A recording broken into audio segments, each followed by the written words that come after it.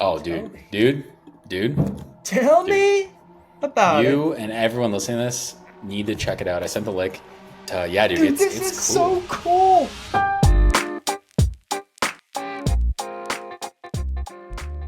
Yeah, we can. I'm gonna explain what we're talking about. Okay, so we were just discussing stand-up comedy and specifically its relation to music.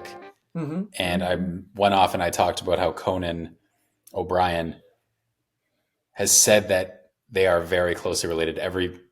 So many comedians want to be musicians, and so many musicians want to be comedians.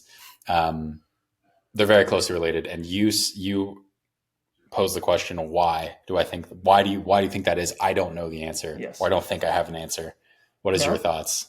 My best bad guess would be so at first I was thinking like I gave the example of Joe talking about how at the mothership, like the comedy, not the comedy store, like his comedy, what do they call it? Venue. He owns it. Comedy venue. Yeah, they will do something. I don't know the exact Comedy name, but it's club. called Comedy like club. Sorry. comedy club. Yes, bottom of the barrel or something, where they will pull. I think people in the audience will write down a random word or phrase, and then the comic will have to pull an idea out of the hat, read it, and then just kind of riff on it.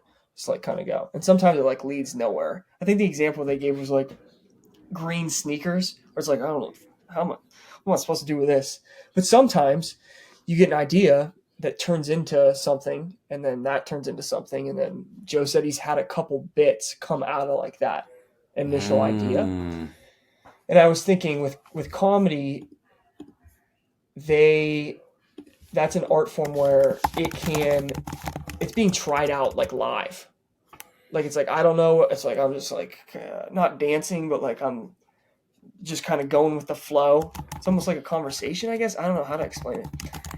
But then I started thinking about music, and I'm like, not that I've played live at all, really, but there's musicians that, like, if you're in a band or if you perform solo, you practice, preparation, all that beforehand. You have a set, and then you go out and you're like, I played this exactly how I practiced it.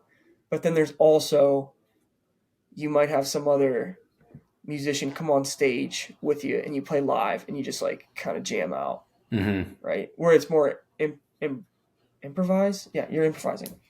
So that's how I think they're similar. Where you can have like the Netflix specials where it's like this fine tuned thing that you have refined over and over and over again.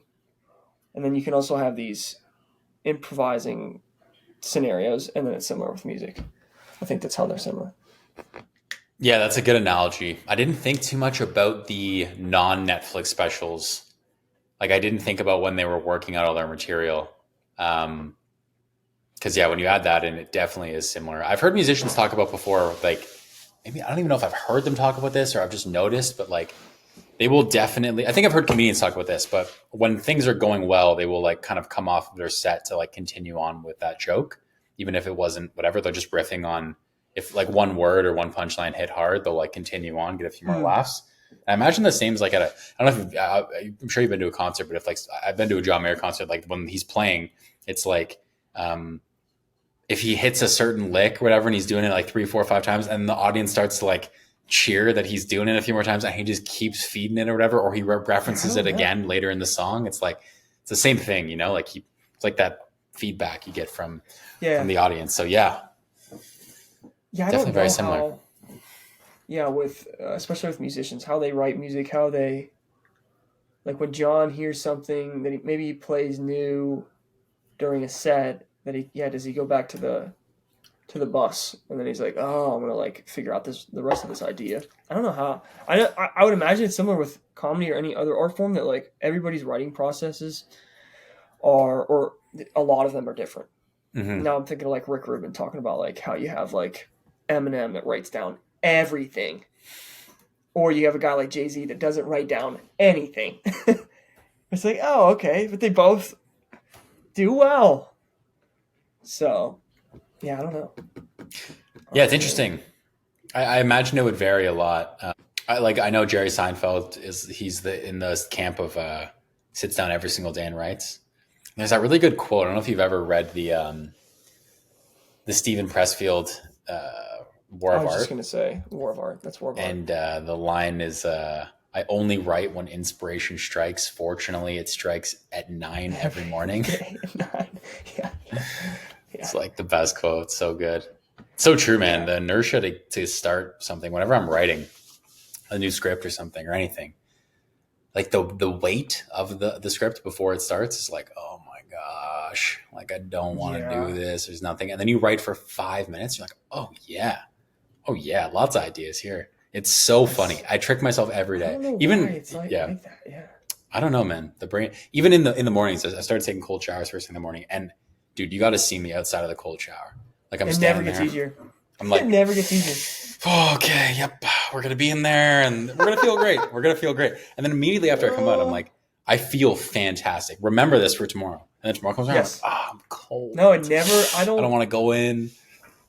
It does not get easier. It's funny you say that. I was talking about that in medical school last night, and his gym just got like a brand new ice bath,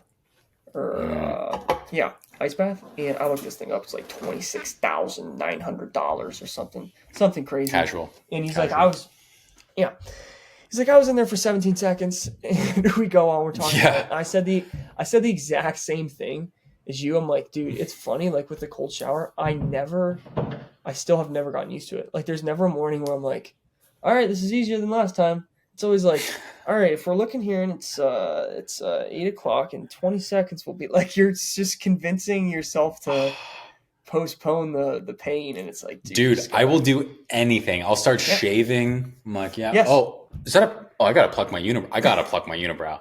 Oh my God, my pinky nail is so long. I got to cut that. Like we're not going to the shower. I could cut myself. Yeah. Unbelievable. The human brain. Count to one. Yeah. Just, dude.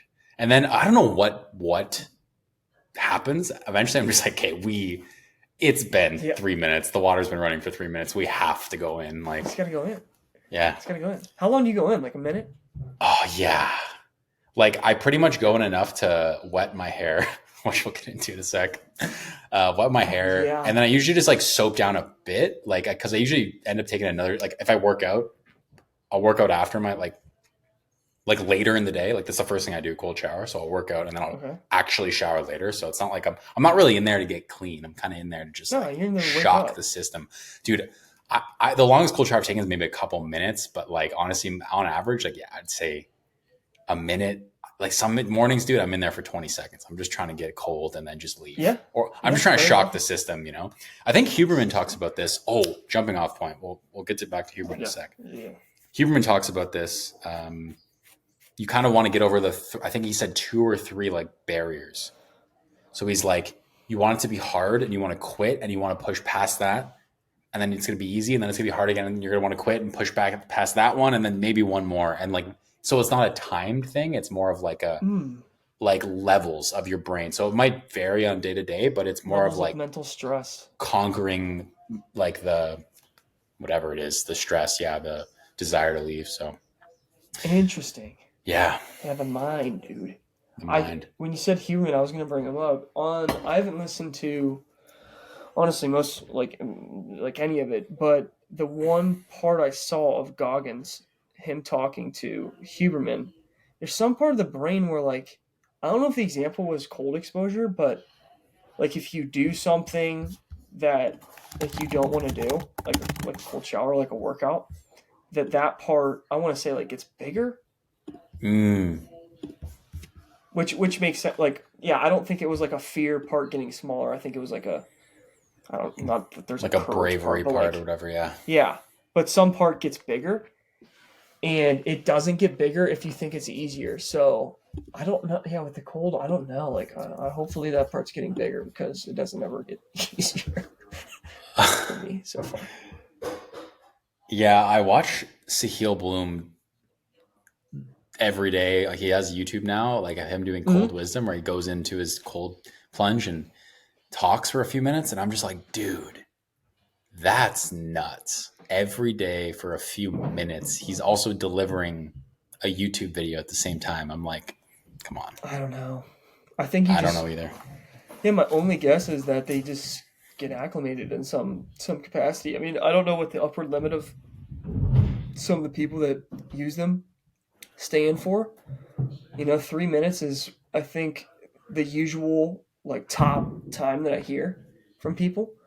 It also depends on like how cold it is, but yeah, I was thinking this too. I don't know how cold my shower gets. I don't know. Maybe I like have a thermometer. I've done it before. It's like for me, it's like in Celsius, it's like a 50? couple degrees. So like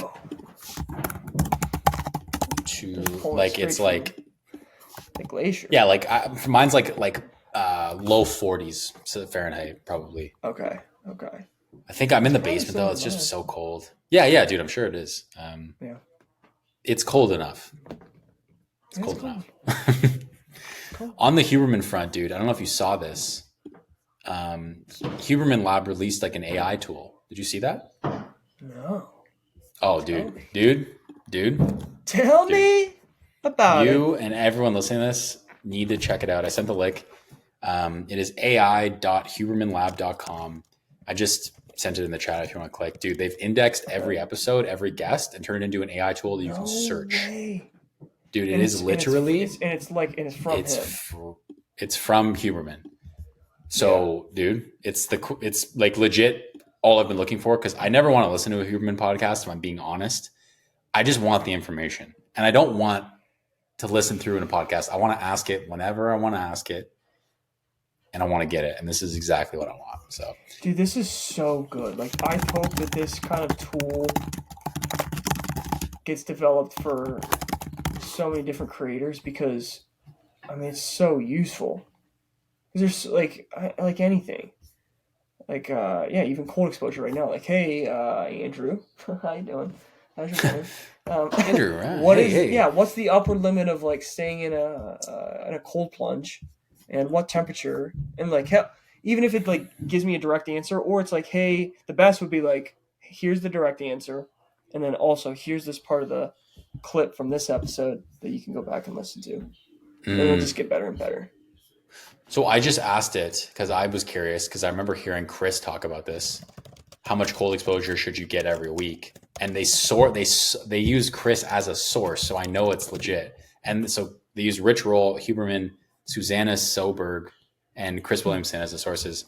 11 minutes. Based on the information from the Huberman Lab, deliberate cold exposure is 11 minutes per week, which I don't get for sure yet. I'm seeing the same thing. But dude, this is cool. So cool. Dude, I know. It's literally, I showed it to another guy this week. I'm surprised a lot of people haven't seen it. Like, I mean, fairness, came out this week, but like, okay, I thought it would have blown up. But so cool, man. So cool. Like, this is one of the first AI tools that have come out that I've kind of been like, ooh, like not as mind blown as ChatGPT, but still kind of like very cool. The use case is so cool. The use case is so cool. Yes. Gosh, this is cool. Mm-hmm. Yeah, when performing cold exposure with safety in mind, it is recommended to stay in a temperature that's bearable for a duration of 30 seconds to 3 minutes. Okay. Feeling uncomfortable, but able to overcome the impulse to exit immediately. This is adaptable depending on the person's tolerance and response to the cold. Wow, this is cool. Yep. Damn. Dude. Yeah, get lost. Have fun. Yeah, and it gives me the video too. Yeah. Also, just like, what a great resource. Like, just what a beautiful resource to have. I don't know. Yeah. Even, man, I'm trying to like here, I'm actually curious. How can I increase my Whoop kind of finally came back in. So I'm going to try and see how I can increase my HRV. Sources are Huberman, Lex Friedman, and Tim Ferriss. Increasing HRV can be done various methods discussed by Huberman. Regular cardio and resistance exercise, quality sleep, patterned breathing. Oh, interesting. Okay, those three. All right. Anyways, good to know, man. I love that. Anybody that's got a ton of long form content out there, I feel like should partner with this company. Like, who is this company? Like Dexa? No, yeah, some like that. Dexa. Where curiosity meets credibility. Oh, there is self-improvement. Wait, do you think this is Huberman's company? No. Dude, look. Tom Bilyeu. Got like Tom Bilyeu, Seth Godin, Lewis Howes, Lisa Bilyeu. Dude, this is so cool. Oh, dude. So there it is. It's going to be coming in soon for everyone. Everybody's got to get on this DEXA. Although I will say it is, I think it's going to be most beneficial for guys like Huberman. And by beneficial, I mean for their audience. Like, I don't think that, because I think you can learn a lot of new information from Huberman that like will stick regardless. But like when I hear a new concept from like a Chris, let's say, it's almost in the context of the podcast that makes it impactful. It's not just like reading it one off. Do you know what I'm saying? But it will be cool as like a referential tool. Yes. Yeah. To go back and like it's the ultimate index. Because you can just be like, hey, I forgot. Where's that one thing that they were talking about? That one thing in that Literally, one episode. Dude, that's what'll happen to me, and it'll be drive me nuts. Like, so I'm like, wow, that's gone. That's lost. My notes are a mess. It's just, like, I mean, they're not a mess. They're organized, but like every time I start a podcast, I'm like, okay, I got to like copy the link, and then I got to write down the podcast name and like the host and the guest, and then like timestamp it and like write the, like, it's kind of a, you know, so I wish absolutely. it is good. It is what you have to do, but, or something like that. But yeah, sometimes I forget something or I don't write it down. I'm like, fuck, like I swear it's from that or whatever. And then you're going through. Yeah. And then it's not. And you're like, oh, no. Yeah. This is going to be game changing. All right. Yeah, man. Very cool. Good deal. Okay. Yeah, man. You want to, is this time now to unveil the beast? All right, for all you audio listeners out there. You got to give me some more context because I don't. Some more context? No, I mean, so for all the audio listeners out there, I'm wearing a hat, but I underneath this have got a haircut that is the same length on all sides, also known as a buzz cut. Oh no! All right. Yeah, honestly, dude, I've done this several times. It's probably like my fifth time buzzing my hair, sixth time buzzing my hair. Okay. I go through these periods. First year university, so 2016. So it's been a while, 8 years, I guess, or whatever. So no, I lied. 2020. So it's been 4 years. Dude, I go through these periods of cutting my hair and then growing it out again. Mm-hmm. I have a few hairstyles I like. This one is kind of just a buzz cut. I don't really think it's like sick by any means. It just kind of is whatever. It's more of a convenience thing. And also a couple of reasons. One, my hair was just getting long. I kind of just hated managing it and like making sure it looked okay. And like, to be honest with you, I felt like I was becoming a bit, not obsessed with it, but I just thought about it a lot more than I probably should have. Like when I'm with Pete, like making sure it looks good. And I just kind of hated that burden. I kind of hated the fact that like it captured some of my attention when I was out and about or whatever. I just didn't like that. And then 2, I saw a really great quote from James Clear in his newsletter. It says, okay, I will read the quote. He goes, I think about decisions in 3 ways: hats, haircuts, and tattoos. Such a good frame. Most decisions are like hats. If you try one on, you don't like it, put it back, try on another one. The cost of a mistake is so low, so move on quickly, try a bunch of hats. Some decisions are like haircuts. You can fix a bad one, but it won't be quick. And you might feel foolish for a while. That said, don't be scared of a bad haircut. Try something new is usually a risk worth taking. It doesn't work out. By this time next year, you'll have moved on. And so will everyone else. And then a few decisions are like tattoos. Once you make them, you'll have to live with them. Some mistakes are irreversible. Maybe I'll move on for a moment, but then you'll glance in the mirror and you'll be reminded of your choice all over again. Even years later, the decision leaves a mark. When you're dealing with irreversible choices, move slowly and think carefully. I really liked that. And the second one specifically was the haircut one, because we've talked about, I really like the haircut decisions because we've talked about Jeff Bezos's type 1, type 2 decisions. Type 1 being 2-way doors, by the way. I looked this up. Mm-hmm. Oh, now nice. I'm gonna mess now. Type 1, Jeff. I'm totally ruining the flow, but I looked it up and now I'm questioning myself. Type 1 decisions are 1-way doors. So type 1, 1-way doors. Type 1, okay. 1-way doors. Remember this. Those are the 1-way doors we talked about, like irreversible. And then type 2, 2-way doors, you can reverse them. That is a good frame, but I do like James's additional kind of third category of like haircuts. Like they're significant. They're not irreversible, but also like they're not like, oh, I could just walk right back out. Like I gotta spend some time. And where I'm going with this is I saw this WD-40. quote. I saw this quote. I really liked it. I actually made a whole YouTube video about it. And to prove my point about people that should make decisions that are a bit uncomfortable. They know they want to do it, but they're worried about some repercussion because they feel like it's permanent. Quitting a job, maybe moving to a new city or starting a business or whatever it is. They convince themselves it's permanent. Like these mistakes are going to be permanent, but like realistically, they're going to get over them at some point, right? Like they'll recover. So long story short, to emphasize that point at the end of the video, I literally cut off all my hair to show people that I practice what I preach. Okay. All right. And so we're going to unveil. Lewis, you ready? All right. Count me down. 5, 5, 3, 10, 9, Yeah. 8, 7, 6, 5. Oh my God. 4, 3, 2.5, 2, 1. Take off. All right. Yeah, man. Yeah. So that's the hair now. It's longer than I thought. Yeah. It's not. I can't go shorter than a 3, or otherwise I'm torched. You know. Did you go get it? Did you do it yourself, or did you did it myself? Yeah. Okay. Dude, you know Yeah, what this You know what this is reminding me of? What? If you look up, I'm just gonna confirm. Yeah, man. Almost positive. Yes, John Mayer teaching at Berklee College of Music. No way you say that. I know that exact video. Yes, dude, that's You think, exactly what. Absolutely, no doubt. Wow. That's funny. Man, it is funny though. Like you realize that just how your face looks influences how good a haircut. Like I and as a part of my video, I kind of had a joke in there. I was just like looking at guys who had better looking haircuts than I did, or like buzz cuts, and like I have a few printed out here. Like, look at this guy's.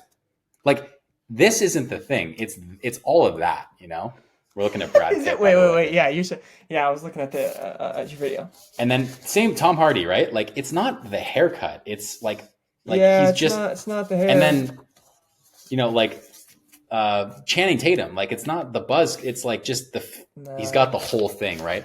And so that, anyways, if you have the hair, like it's game over. That's why like Brad Pitt is like, he's the man. Of course, but it is the face first and foremost. It's the face for sure. But like, if you can get, obviously, if you get both, like Brad's like, all right, good job, buddy.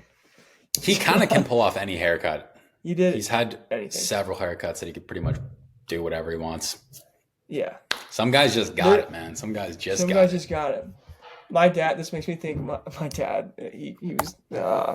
He cracked me up. He was. He had this shirt on, and it was like old, like vintage looking, and it had like some holes in it, but it looked cool. Like it almost looked like a painter shirt, and had some like it looked like paint. I'm like, where'd you get that shirt? And I don't know how exactly he said it, but it was like he said it right away, like really witty. He's like, it ain't the shirt, like joking, like it was him. Nice. But it makes me think of like that, where it's like, it ain't the hair, right? Or it ain't the hair. Have you seen Beckham yet? Like the documentary? No, but I mean, are we talking about David Beckham? Yes. Yeah. Like just generally, same thing. Like yeah. Yeah, I didn't know. Like, I mean, David Beckham, I knew he's a good-looking dude, but like in the documentary, you're like, oh, okay, like now I understand.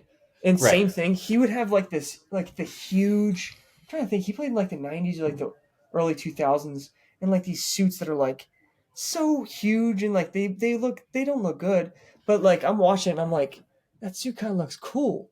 And I'm like, wait, no, it doesn't. Yeah.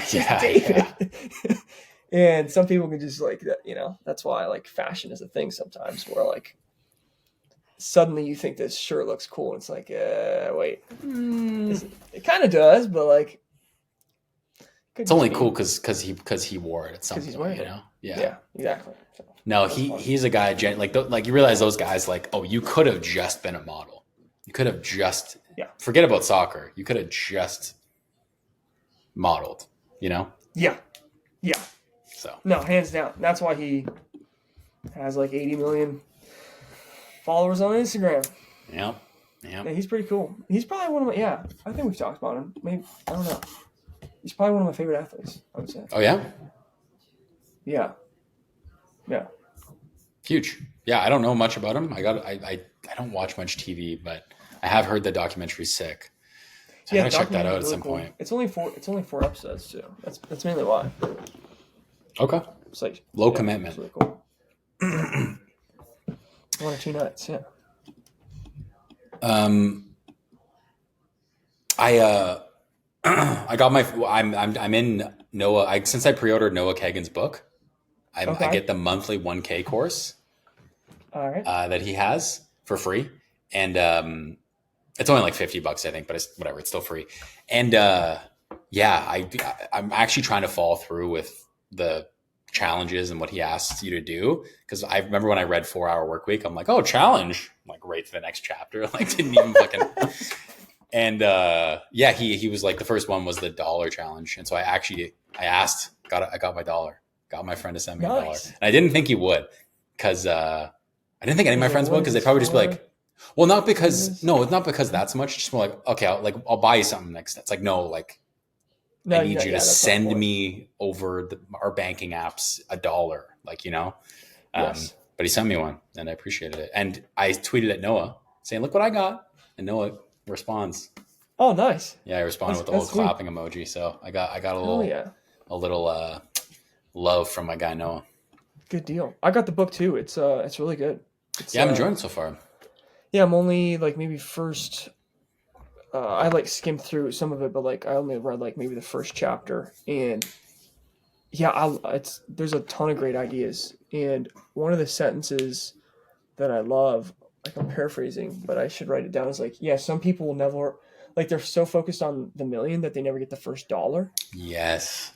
and it reminded me like right now at least of like how Jordan Peterson breaks down goals, where he's like, break it down into like the smallest next step that is still seems challenging, right? You got this mountaintop, and it's like you can break it down indefinitely into the next step, and you do that, and then you just create inertia and momentum. And like, there's so many guys that like, it's interesting. They all have like similar ideas, and they're just articulated in a different way. And then this is like very similar to that, where it's like, okay, even if you have this huge goal, like just get the first dollar, and then it's like, oh, okay, I got the all right, and then you like start building on it, and who knows where it goes. But so many people, including myself, can be like, oh, like, nah, it's not, it's only $1. Why is that important? But it's more the, yeah, showing yourself that you can overcome fear and get something done and take action. Yeah. For me, because it is 100% the get over the fear, take the action. For me, I think it's like the realization that like, oh, that's like, that is now, like, that is what a business is. You know what I mean? Like, it really simplifies the fact that, like, oh, that's it. That is it. You Yeah. do something for someone and you get a piece of, or whatever, you get money for it. That's like Yep. it. And one thing I love that he says in his course, and it genuinely made me laugh. He's like, a bunch of rules, and he's like, this is supposed to be fun. He's like, this is supposed to be fun. What are you doing? And I'm like, I Yeah. was like, I just literally, a smile like wash over me. I'm like, dude, I take shit way too serious sometimes. Like, this is supposed to be enjoyable. Like, let's just enjoy this, you know? And Yeah. good reminder. Like, just Which is doesn't have to. such a Yeah. refreshing frame, because like it can get hard. Like it does get hard. And there are parts about it that's like not fun.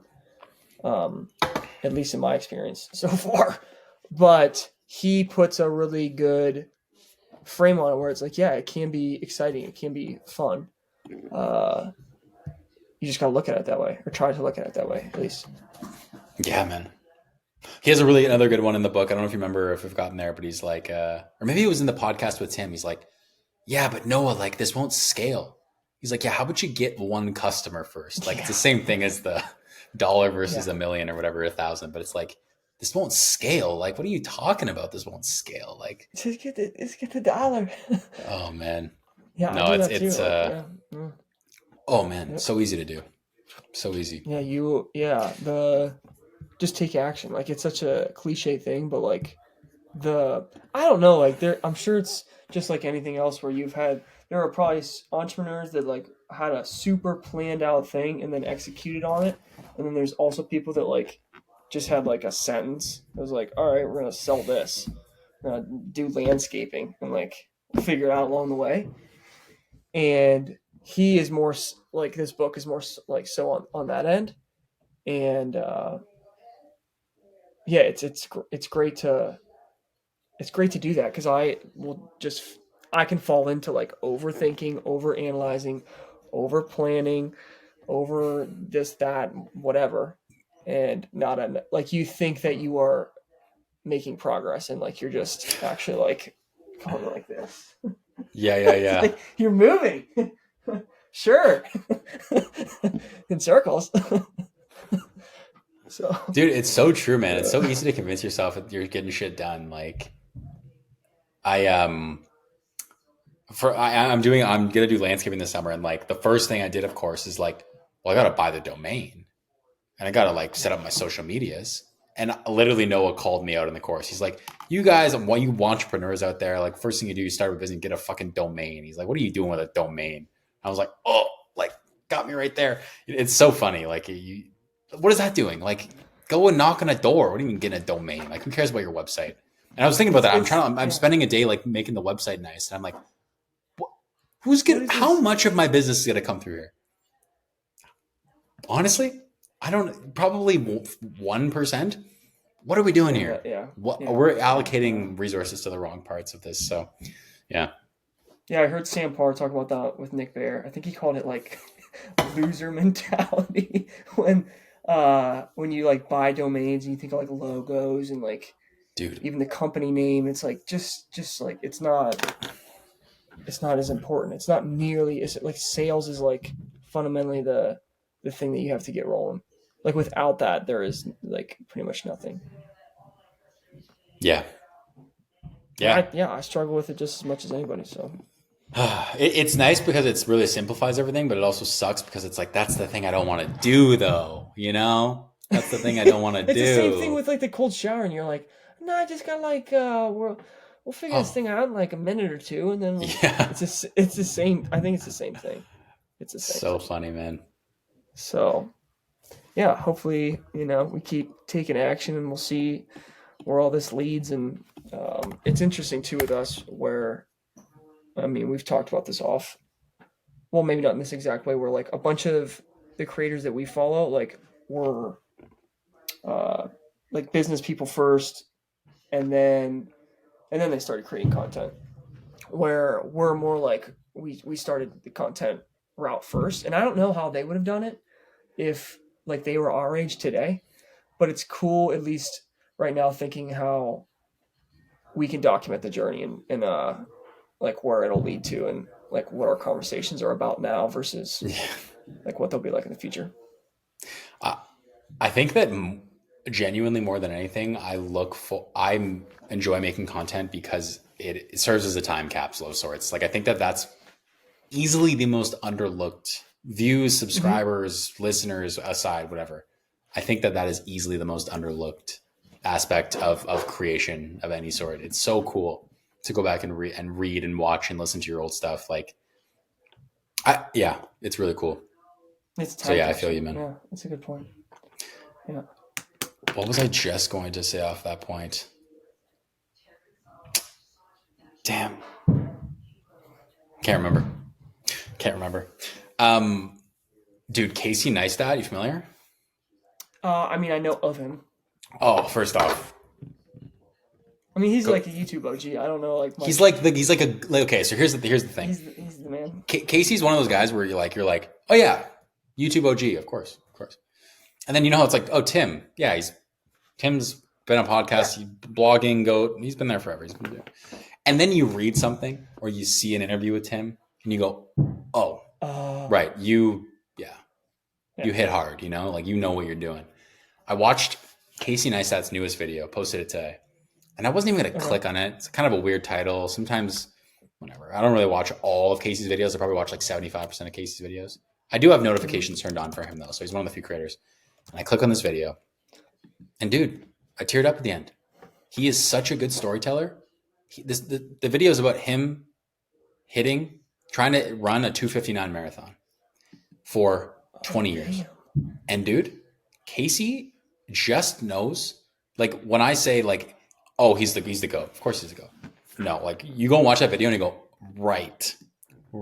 That is everything I could aspire to be as a YouTuber right there. Sisyphus and the Impossible Dream? Sisyphus and the Impossible Dream. Like weird title, right? You're kind of like, what is this? 17 years to make this.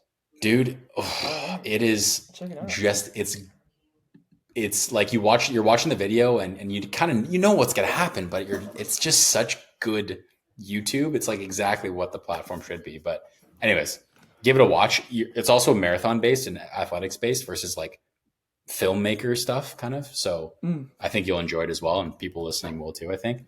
Casey's really accessible to everyone, but that video specifically is one of the better videos I've seen in a long time.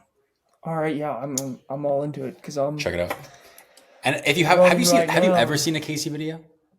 Not front to back. No. Dude, you will love the way he makes videos. He has such a cool, I want you to just kind of appreciate when you go and watch his videos that like the style that you're watching, you may have seen it other places. Just know that it was his, you know? So, you know, he kind of invented it. It's really cool. This kind of like really rough looking, like vlog.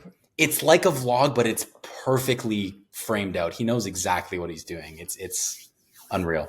He's been in the game a minute. Let's see what his oldest video is. Oh, dude, I'm going to say 15 years. But what is it? 13 years. Yeah. 13 years. Damn. Yeah, dude. He's a legend. Dude, 259 is flying. Yeah.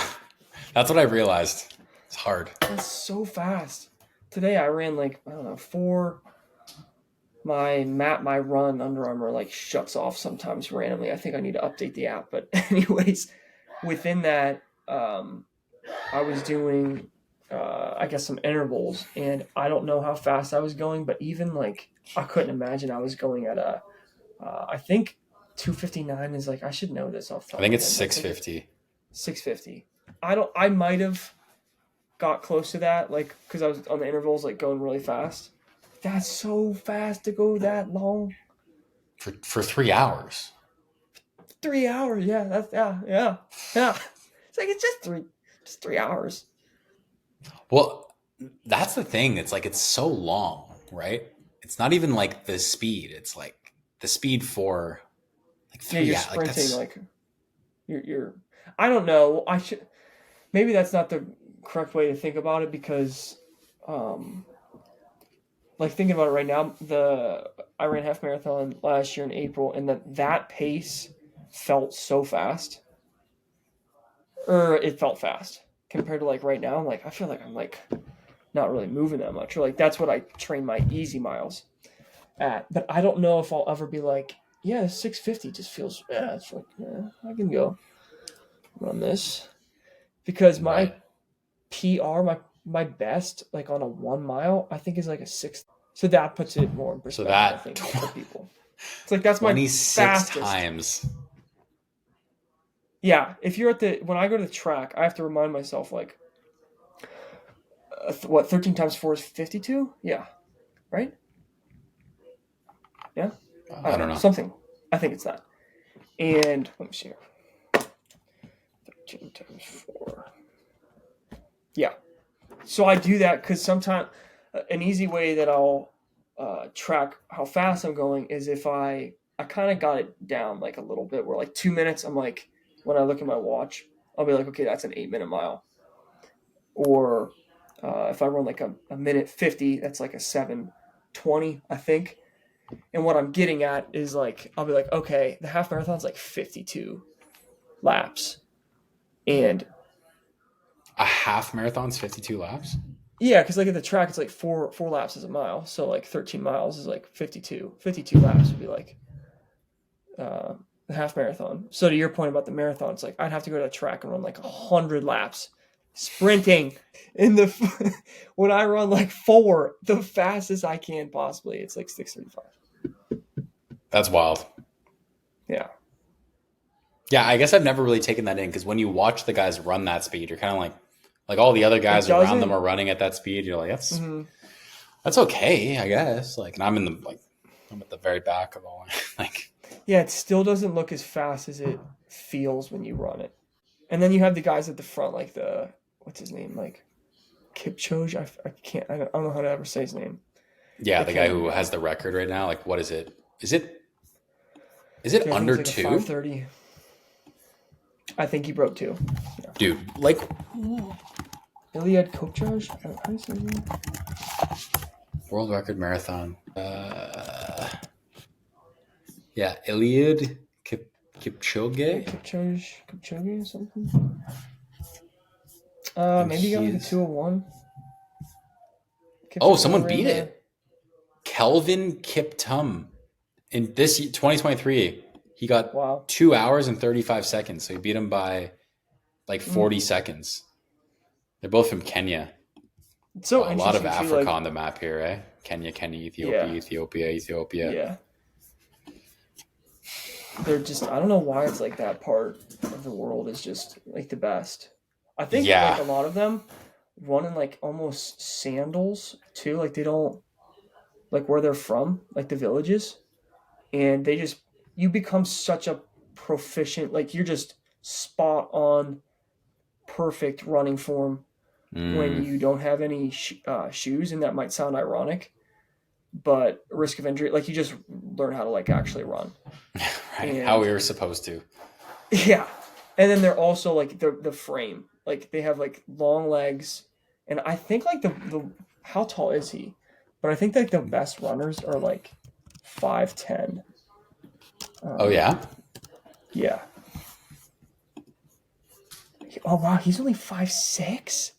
What? Dude, I if you asked me, he would be 6'7". He just looks huge. Yeah, best height for marathon runner is that's interesting. The average height of a male elite marathon runner is about 5'8". So I was off, but like, because I don't like in lifting, for example, it's harder. Like a Matt Fraser, I think you actually say Fraser. You know him, Matt Fraser. Yep. When you're He's like got a 6'5", sleeper build, by the way. yeah, he's Like, not like the yeah. yeah, anyways. Like he's not like I mean he's built, but he's not like some of the guys in the CrossFit Games are like. No, that's what I'm saying. I kind of when I heard like he was like the fittest man in the world, whatever, like 6 times, whatever, 4 times, whatever. I was like, this guy? And he took off his shirt, and I was like, Yeah, okay, yeah, that guy, yeah.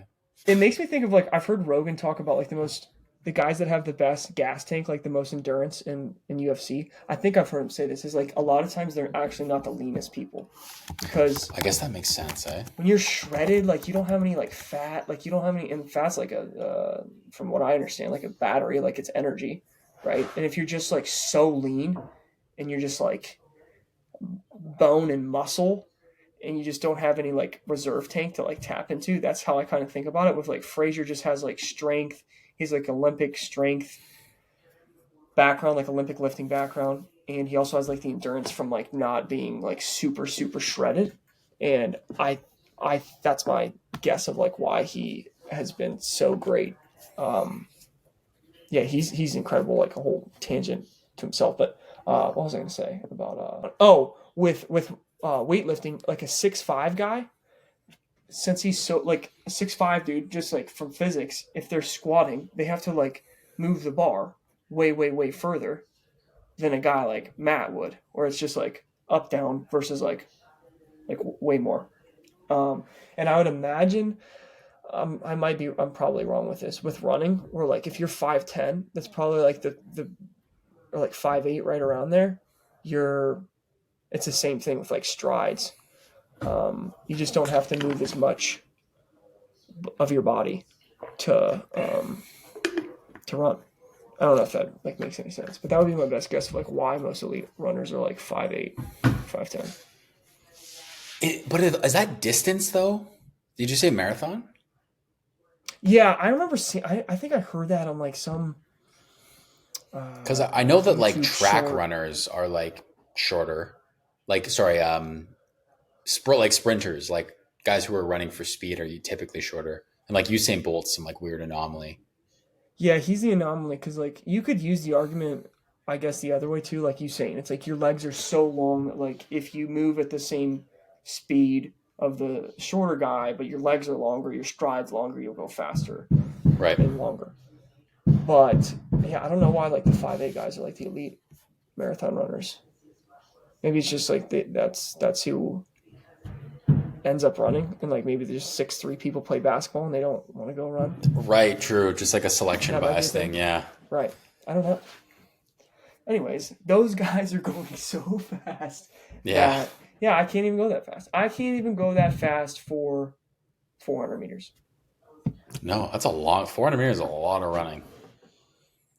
I saw yesterday too I don't know if it was like a YouTube short or not. I think it was of a 5K, and this guy was like, I could make an argument that a 5K is harder than a marathon. And today when I was doing the interval training, I did like 5 minutes of. This is when my app shut off, so I don't know how fast I was going. But I'm like, this is not fun. And a 5K, I would have to do this like 2 or 3 more, probably 2 more times. Where I'm just like, feeling like it's a sprint. You got the metallic in your throat, and yeah, taste your blood. Yeah, it just tastes like blood. It's like, bro. Yeah. That's when like time, like Einstein's like, oh, okay, time is relative. This makes sense now. Like, dude. Tony Robbins had a really great quote on a few podcasts. It was on My First Million, but he was also on. He also said it on George Janko's podcast. But he said, "Oh man, do you know what quote I'm talking about?" Yeah, it's like time. Like a long time is just like when you hate whatever you're doing. A long time is when you're not having fun. I think. Long time when you're not having fun. I think is what he said. Or yeah, I mean, anyways, yeah, it's true though. He's much more sensitive to. Yeah, time really. I mean, it's not. I don't know, like what a physicist would say, but like if I say, again, like 5 minutes, and you're like, that's not long. I'm like, okay, hold a 10-pound weight, like out by your side, for 5 minutes. It'll feel like 5 months. So. Yeah. Yeah. I don't know. Probably, I bet you like Huberman could probably answer that. I feel like that's more of like a neuroscientist. Like that's like a brain thing, I feel like. That's a great question. I don't know like how flow state, and I'm sure there's some, acetylcholine focus answer that would somehow make sense. Yeah, the brain, dude. Who knows? It makes no sense. It makes no sense when you think about it. No, it's crazy. I think Huberman was on Cam Hanes' podcast, and there's actually a great quote. I'll pull it up as well. Yeah, here it is. But Huberman was on Cam Hanes' podcast, and they were talking. He was talking about God. Like he's like, because Huberman is. I don't know if he's religious, but he believes in God. Mm-hmm. And he's like, there was a good quote in the comments of that clip, and the quote was from this guy Louis Pasteur. I'm assuming he's like some older scientist, but he says, "Quote is a little bit of science distracts one from God. Sorry, a little bit of science distances one from God, but much science nears one to Him."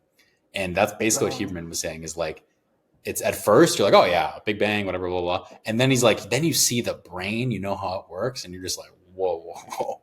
What's going on? And it's just like, it just goes to show the complexity of all these things. And Huberman just said it really elegantly, but it is crazy, man, all this stuff. And I studied science too.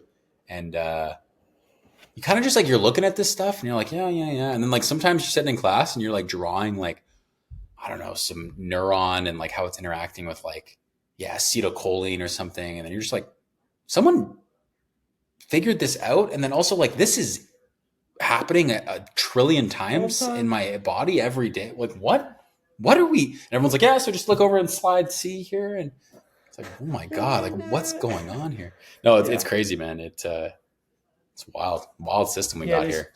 And it really, I think it's probably maybe the best example of the Dunning-Kruger effect. Thinking about it right now, of like the more that you learn about it, the more that you realize you just have no idea what the hell's going on. Like, especially with the brain. I don't know what. Have you ever seen, this reminds me of Lennox Hill. You ever seen this show? No. It's so good. My buddy recommended it to me, and it's more of like a documentary type show where they just follow around a bunch of these different MDs, and or I think there's like a DO in there too, but like doctors, and it is absolutely incredible. And I'll be honest, like I pretty much skipped over to the parts of them covering the neurosurgeons, and oh my god, like it's the coolest thing. Like if I had to be a doctor, if I had to be one, my best guess would be like I would try to do that. Neuroscience? Yeah, it's just unreal. I mean, it's like Dude, your residency is 13 it's years. Like, yeah, you're like 50. Oh, yeah. Like whatever. Or 40 or whatever. But it's just absolutely incredible. Like how little we know, but yet how much we can, I guess, still do and help people. Like they're doing surgery with like the people, like the, I think this is why they do it too. Like they'll be talking, they won't put you fully under. They can't.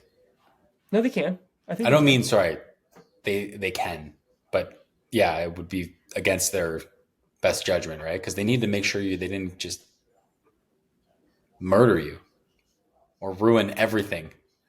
Yeah, you're talking to them and you're like, oh, okay, are we still good? You're like having a conversation. Fucking crazy, dude. How the hell did somebody figure that out? That's a great point. That is a phenomenal point. Hey, maybe we shouldn't put them under next time. Yeah, like, fuck.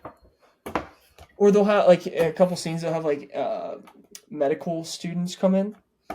And I don't know if that was just because of the part of the show or if they regularly do that. But then they would, like, show, like, and then they would, like, cut over to them, like, him working on the brain. And I mean, it's just like anything else. Like if you're playing the guitar and you're like, here's the C chord, and somebody that has no idea is like, I don't know what the hell you're pointing to. This makes no sense. But it just looks like, it just reminds me how, like in a book, like in a science book, things can seem so black and white. And like, here's the picture of this and there. Dude, this just looks like, I don't know how to. Like looks like a steak I haven't cooked. Yeah, like I was walking and I saw like mud and like leaves and like, it just reminded me of that, of like, there's no like, it's just black and like, there's no clear lines of distinction of like, seemingly of like what you're doing or where you're at. And he was just pointing out areas and like, yeah, of course, here's the tumor and see this part. I'm like, bro, I don't know what you're saying right now. Like, that's the other thing too, like brain cancer. God bless, dude. That might be the word. I don't know. There's definitely worse ways to go, but that's pretty bad. Yeah, I think honestly, a lot of things that affect the brain, like I thought about this. Like as much as I don't want my body to go, I definitely don't want my brain to go. Because then, like, what do you got? Like that is kind of what we are, you know. We're just like wet computers, you know. So if the computer breaks down. What happens, you know? It's not good. Brain stuff, man. Find out. No, yeah.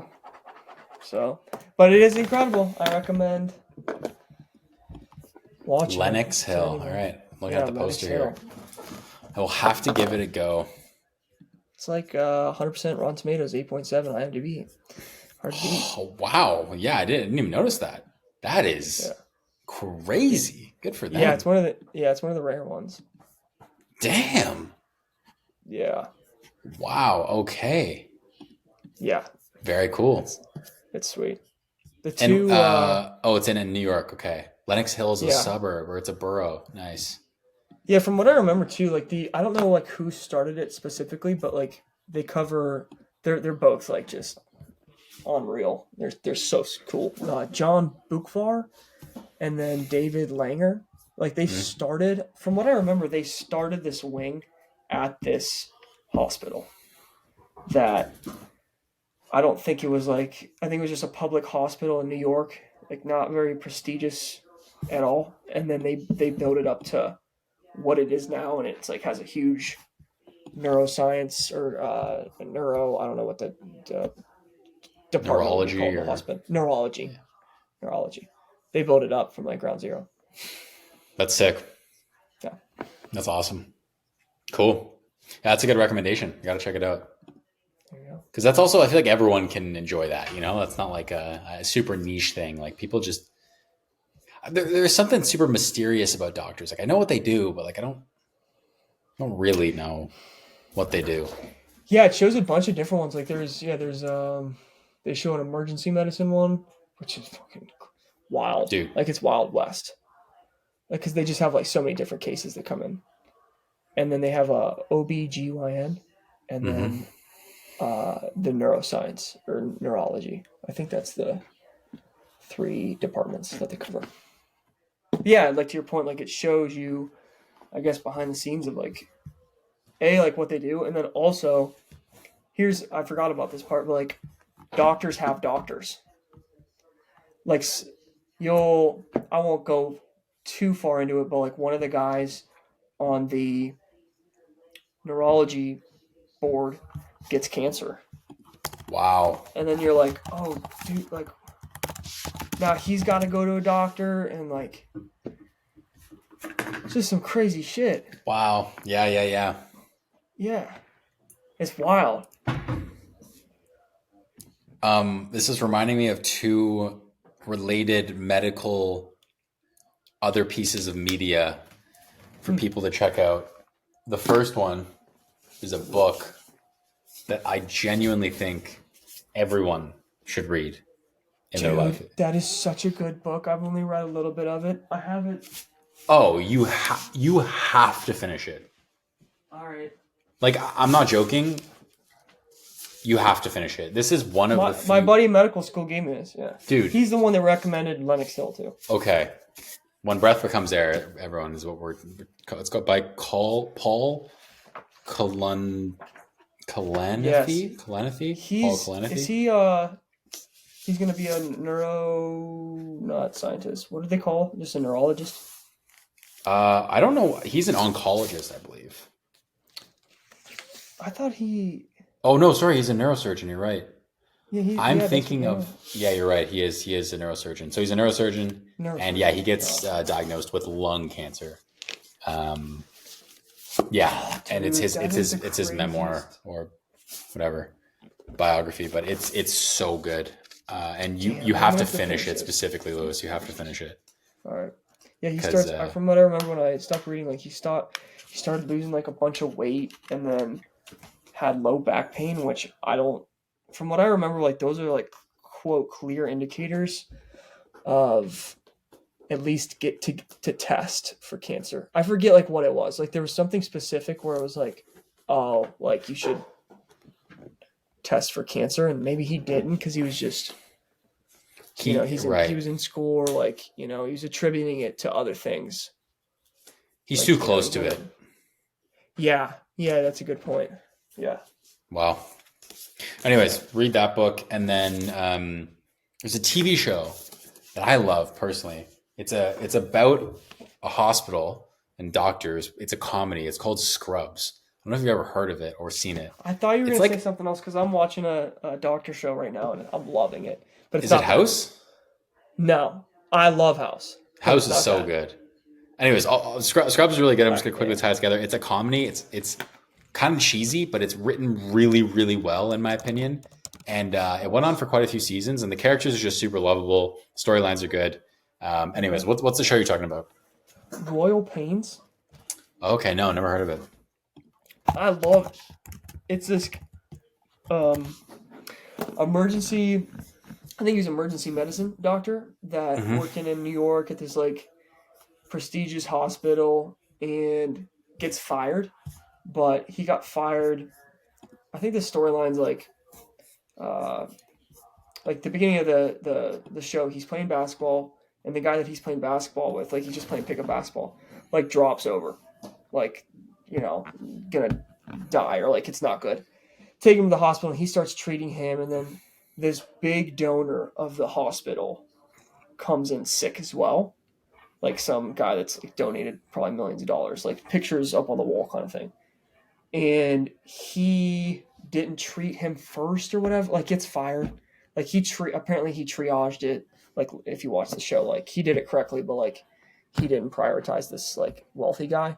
So he gets fired, and his brother, like he gets fired and he's like all depressed. His fiance breaks up with him. He's like, let's go to the Hamptons like for like a weekend. And they go there, and then it turns into like this whole thing where he saves this person at the party, and like he turns into like a concierge doctor. And I'm only on the first season, but like that's pretty much it. Like he follows Cool. around people, like they just call him like, "Hey, you got to show up! Like something happened." And he's a concierge doctor in the Hamptons. It's a cool Nice. show. Yeah. Love it. Yeah. I could see that being. I could see that being good. It kind of reminds me of House in the sense where I could see it being like the same thing over and over again, but it never gets old for some reason, or like Dexter. Exactly. Yeah, I love it. Nice. Those are great very shows. similar to House. Yeah. Beautiful. All right, dude. Well, this is good. This is a good episode. Yeah, man. Covered lots of ground. A little more diverse than last couple of ones. But that's good. You got to mix it up. You got to keep it interesting. You know. It's a fresh haircut. It's a fresh podcast. Why are we cutting your hair off? I don't know, dude. I was thinking about that. Dude, buzz it, man. Join the gang. Buzz gang. That's what we'll call this new podcast. Buzz gang. It's an option. It is an option. I haven't had that. Probably similar to you. Maybe it was like 2020. How'd it look? It ain't the hair. Okay. No, I don't. Nice, full circle. Yeah, full circle. I thought it looked okay. All right. Yeah, I'm similar to you. Where like, yeah, I'll grow it out and then I'll cut it. Yeah. I'm not too picky with it. I've had most haircuts by now, to be honest. Yeah. I'm in the same boat. Yep. I'm in the same boat. I just haven't had it really long. That's about it. Or like a skin fade. I'm not really into that. Yeah, I had it down to my shoulders. Damn. Like 2 years ago, maybe 3 years ago. And I think I've seen those photos. Yeah. That's long. I can now do like the David Beckham double ponytail. If you don't know what that is, look it up. It was a thing. It was a big thing back in the day. Damn. You'll see that on the show. Of course. Yeah. I was going to ask you one last thing. We were just talking about hairstyles. What was I going to ask you? Burning question. Can't remember. Not important. Not important, obviously. For next episode, man. All right. Beautiful. Cool. All right, people. Thanks for listening. Cool. And we will see you guys next week on episode whatever it is next week. 9, maybe, I think. We'll be 10% done. Oh, no, dude. No way. Dude, we're over 10%. Sorry, that's another thing I wanted to mention. Oh, no. Dude, we're leg deep. It's scary.